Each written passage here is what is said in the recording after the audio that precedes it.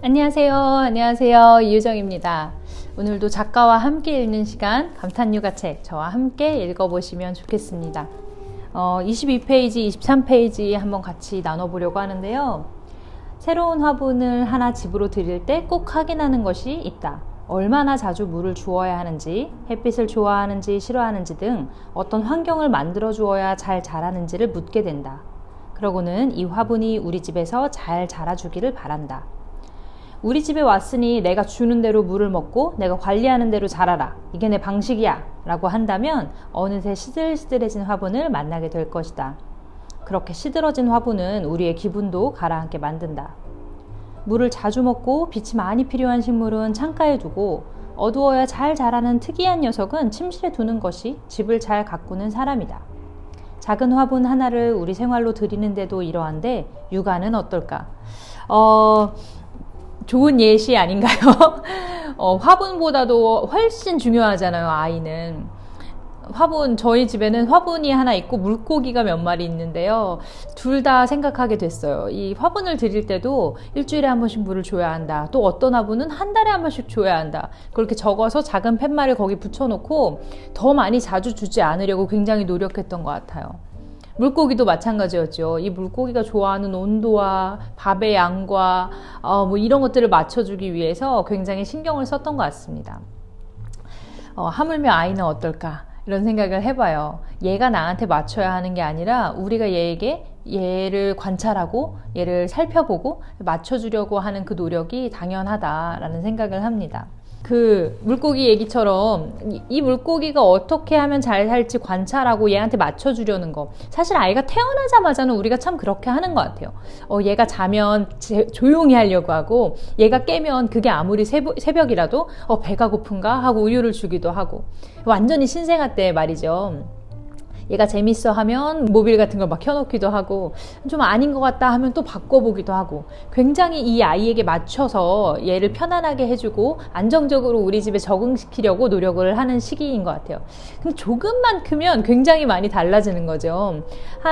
정말 그 오래 걸리지도 않아요. 한두 살, 3살 요쯤 되면 이제 아이가 돌아다니기 시작하고 자신의 의지대로 하려고 힘을 쓰기 시작하고, 이렇게 되면 그때부터는 갑자기 이제 그 전에 얘에 맞춰주려던 거에서 갑자기 굉장히 돌변해서 이제 부모의 규칙과 우리의 룰 안에 얘가 들어오도록 만들려고 하지 않나. 물론 우리에게 나쁜 의도가 없다는 건 제가 너무나 잘 압니다. 그게 맞는 거고 사회생활을 배우고 규칙을 배우는 게 필요하기 때문에 그렇게 하는 건데, 아이 입장에서 한번 더 생각해 볼 필요가 있다.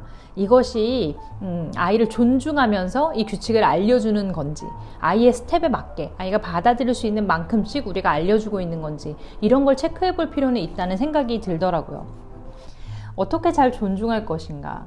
우리의 미션은 이 아이를 나의 규칙과 방식에 적응시켜 내 말대로 따라오게 만드는 것이 아니라 함께 부드럽게 어우러져 행복한 삶을 만들어가는 것이다. 육아의 핵심은 어떻게 잘 훈육할 것인가가 아니라 어떻게 잘 존중할 것인가가 되어야 한다. 존중을 바탕으로 아이가 자신의 삶을 스스로 행복하게 이끌어가는 힘을 갖도록 돕는 것이다. 함께 어우러져 행복한 삶을 만들어가야 되고, 어떻게 훈육할 것인가가 아니라 어떻게 잘 존중할 것인가.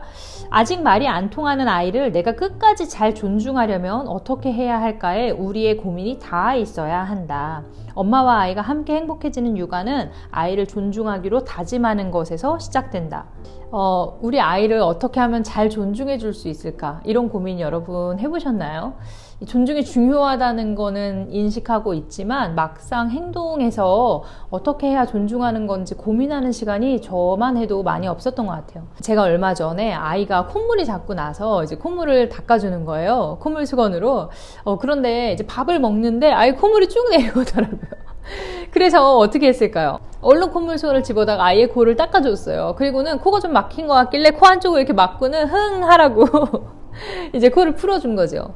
그리고 이제 자연스럽게 또 밥을 먹었어요. 이제 코가 막혀서 잘 밥을 못 먹는 것 같길래 몇 번 신경이 쓰이더라고요. 그렇게 몇 번을 더 콧물이 흐르길래 콧물을 닦아주기도 하고, 또 아이가 먹다가 이렇게 여기 진하게 소스를 묻혔는데 이게 좀 물이 들 것 같은 거예요. 물론 씻기겠지만 나중에 씻으려면 왜 이렇게 오래 걸리는 경우 있잖아요. 그래서 또 밥을 먹는 아이의 입을 이렇게 막 닦아줬어요. 근데 순간 이런 생각이 들더라고요. 만약 내가 밥을 먹고 있는데 누군가 갑자기 내 코를 쓱 닦아준다면 어떨까? 이런 생각을 해봤어요. 누가 내 입을 밥 먹는데 쓱 닦아준다면 기분이 어떨까? 챙겨줘서 고마워요. 이런 마음이 들까? 조금 되게 어색하고 이상하게 생각되진 않을까? 이런 생각을 해봤어요.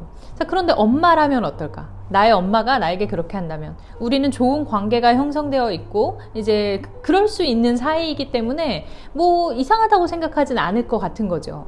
자, 그런데 존중의 의미로 좀 봤어요. 엄마가 내 코를 아무렇지도 않게 닦아주는 것은 동일시의 개념이에요. 그러니까 그만큼 친밀한 관계이기 때문에 일정 부분 동일시하고 행동할 수 있어요. 그런데 우리가 누군가를 존중한다는 것은 동일시하는 것과는 조금 달라요. 이 사람을 있는 그대로 존중해주고 바라봐주는 거죠. 그런 시간들이 필요합니다. 그러고 보니 제가 아이의 코를 그렇게도 여러 번 제 마음대로 닦아버린 게 조금 미안하다는 생각도 들더라고요. 좋은 의도로 했고 도움을 주고자 했지만 내가 진짜 이 아이를 존중한다면 콧물 나는데 닦아줘도 돼? 라고 물어볼 수도 있었겠구나 라고 생각이 드는 거예요. 본인이 닦을 수도 있었겠죠. 그리고 지금 밥을 먹는데 입에 음식을 씹고 있는데 방해받고 싶지 않았을 수도 있어요. 제가 코를 풀게 한 건 정말 미안하더라고요. 제가 한번 해봤어요. 입에 뭐를 씹으면서 코를 흥 풀래니까 잠깐 호흡을 멈춰야 하고 좀 불편한 상황이 일어나더라고요. 엄마인 제가 괴롭히려고 그런 건 절대 아니지만 나의 좋은 의도가 있었다고 해서 모든 게 그냥 괜찮진 않겠구나. 그리고 이게 뭐 굳이 뭐 아이를 뭐 존중하지 않았어요, 아이를 함부로 대했어요 하는 예시는 아니지만 우리가 괜찮다고 느끼는 이렇게 굉장히 소소한 일들이 쌓여서 우리가 아이에게 모든 행동을 조금 너무 당연하게 너무 괜찮게 생각하고 동일시해서 하는 부분이 점점 많아질 수 있겠구나, 이런 생각이 들더라고요. 여러분 코를 닦아주셔도 괜찮습니다. 그러나 우리가 한 번씩은 생각해보면 좋겠다. 얘를 존중하기 위해서 나는 어떻게 해주면 좋을까? 당연한 일들도 좀 물어보면 어떨까? 너 입에 지금 그거 묻었는데 지금 안 닦으면 닦는데 좀 오래 걸릴 것 같은데 내가 지금 닦아줄까? 아니면 이따 닦을래? 라고 그냥 선택권을 좀 넘겨줘도 좋지 않을까, 이런 생각이 듭니다. 이렇게 아이에게 선택권을 넘겨주면 아이가 스스로 생각하고 선택할 수 있는 기회가 생기는 거죠. 존중받는다는 거는 그런 것 같아요. 존중받는다는 것은 내가 생각하고 내가 결정할 수 있는 기회가 계속 생긴다는 거, 이 주도권이 나한테 있음을 계속 경험해 볼 기회가 있다는 것이, 즉 내가 존중받고 있다는 것이 되지 않나, 그런 생각을 합니다. 제가 그 콧물 사건이 있은 이유로, 사건이라 그러니까 굉장한 일 같지만 이 콧물을 닦아주면서 제가 그 생각을 한 이유로 굉장히 많은 걸 아이에게 물어보려고 시도하는 것 같아요. 그러니까 당연하게 했던 일들 있잖아요. 하원하고 오면 제가 아이의 가방을 당연하게 어깨에서 빼서 들어줬거든요. 그게 맞다고 생각했어요. 이 가방이 생각보다 무겁더라고요. 그래서 제 입장에서는 빨리 지금 도움을 주고 싶은 마음이 있었어요. 그런데 요즘에는 꼭 물어봐요. 가방 엄마가 들어줄까? 이렇게 물어봐요. 근데 여러분 그거 아세요? 그렇게 물어보면요, 생각보다 매번 들어줘 하고 풀지 않더라고요. 자신이 들고 싶다고 말하는 날이 반은 되는 것 같아요. 아니야 이거 내가 들 거야 라고 선택하더라고요. 제가 슬쩍 들어보면 무거운 거예요. 그래서 오늘 가방 너무 무겁지 않아? 이래도 아니야, 나 이 정도는 할 수 있어, 내가 들을 거야 라고 하는 날들이 반 이상 되더라. 그러고 보면 제가 묻지도 않고 얘 어깨에서 가방을 뺀 것이 나는 도와주려고 한 거지만 꼭 그게 도움이 아닐 수도 있었겠구나, 꼭 그럴 필요는 없었겠구나, 이런 생각을 합니다. 자, 그렇다고 여러분 엄마들이 하는 모든 행동이 잘못됐다, 아이에게 하나하나 다 물어봐야 한다, 이런 얘기하는 건 아닌 거 아시죠? 하셔도 돼요. 우리도 우리 생각이 있는 거니까요. 자연스럽게 행동하시고 좋은 의도가 있는 행동들을 하시되, 그러나 이것이 너무 아무렇지도 않게 느껴지는, 동일시가 너무 자연스럽게, 그래서 내 마음대로 다 하고 있는 것이 익숙한 그런 상태가 되지 않도록 우리가 신경만 조금 쓰고 있으면 되지 않을까. 조금 인식만 하고 있으면 그래도 그 중에 몇 번은 아이에게 의견을 묻기도 하고 아이가 선택해보게도 해줄 수 있고, 그렇게 확장시켜 나갈 수 있지 않을까, 그런 생각을 합니다. 이 존중한다는 게 생각보다 어렵더라고요. 어리면 어릴수록 더 어렵더라고요. 그냥 내가 해주고 싶고 내가 하는 게 맞는 것 같고, 굳이 뭘 물어 좀 귀찮아지기도 하고 일이 길어지기도 하고 어려운데 그래도 하는 게 맞는 건 확실하니까 우리가 그거에 대한 인식만 가지고 조금씩 횟수를 늘려가면 좋지 않을까 그런 생각을 합니다.